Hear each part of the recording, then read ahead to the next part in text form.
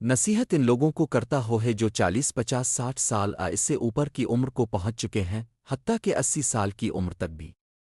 اللہ آپ کو فرمانبرداری، صحت اور عافیت عطا فرمائے۔ پہلی نصیحت، ہر سال حجامہ کروائیں چانے اب بیمار نہ ہو ہے یا کوئی مرض نہ ہو۔ دوسری نصیحت، ہمیشہ پانی پئیں چانے پیاس نہ لگے۔ بہت سی صحت کے مسائل جسم میں پانی کی کمی کی وجہ سے پیدا ہوتی ہے۔ تیسری نصیحت، جسمانی سرگرمی کریں چانے اب مصروف ہو ہے۔ اپنے جسم کو حرکت دیں چانے وہ صرف چلنا ہو یا تیراکی کرنا ہو۔ چوتھی نصیحت، کھانے میں کمی کریں۔ نبی کریم نے فرمایا، آدمی کے لیے چند لقمے ہی کافی ہیں جو اس کی کمر کو سیدھا رکھ سکیں۔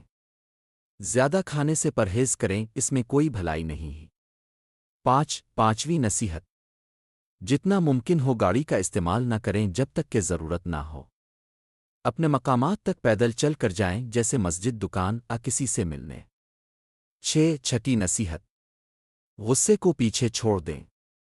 غصہ اور فکر آپ کی صحت کو ختم کرتے ہیں اور آپ کی روح کو کمزور کرتے ہیں۔ اپنے آپ کو الف سی لوگوں کے ساتھ رکھیں جو آپ کو سکون دیتے ہیں۔ ساتویں نصیحت، جیسا کہ کہا جاتا ہی، اپنے پیسے کو دھوپ میں رکھو اور خود سایہ میں بیٹھو، یعنی حتا الوسع پیسے کو استعمال میں لائیں اور سہولیات حاصل کریں، یہ نہیں کہ پیسے بچائیں اور خود مشقت اٹھائیں۔ اپنے آپ کو اپنے ارد گرد کے لوگوں کو محروم نہ رکھیں، پیسہ زندگی کو سہارا دینے کے لیے ہی، خود زندگی نہیں۔ آٹھویں نصیحت، اپنی روح کو کسی کے لیے، کسی ایسی چیز کے لیے جسے آپ حاصل نہیں کر سکتے، یا کسی ایسی چیز کے لیے جو آپ حاصل نہیں کر سکے، افسوس میں نہ ڈوبنے دیں۔ اسے بھول جائیں۔ اگر یہ آپ کے لیے مقدر ہوتا تو یہ آپ کے پاس آ جاتا۔ نویں نصیحت، عاجزی اختیار کریں کیونکہ دولت، مرتبہ، طاقت اور اثر و رسوخ سب غرور کے ساتھ زوال پذیر ہو جاتے ہیں۔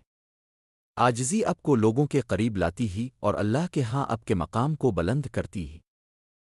دسویں نصیحت، اگر آپ کے بال سفید ہو گئے ہیں تو اس کا مطلب یہ نہیں کہ زندگی ختم ہو گئی ہے۔